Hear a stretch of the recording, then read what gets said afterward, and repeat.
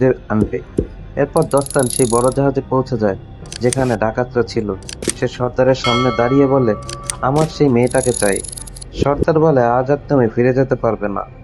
এরপর তাদের আক্রমণের আগেই দস্তান একটা মশাল নিয়ে কাছের ট্যাঙ্কে ফেলে দেয়। ফলে বিশাল এক বিস্ফোরণ হয় আর প্রায় সব ডাকাত মারা যায়। এরপর দস্তান অবন্তিকাকে খুঁজতে থাকে। তখন দেখে সর্দার অবন্তিকাকে প্লেনে তুলে নিয়ে যাচ্ছে। দস্তান রশি দিয়ে প্লেনটিকে আটকায় আর সেটা ক্রাশ করে ফেলে।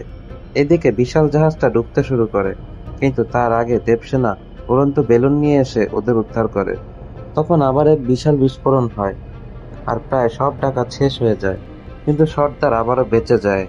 সে বন্দুক দিয়ে অবন্তিকাকে গুলি করে।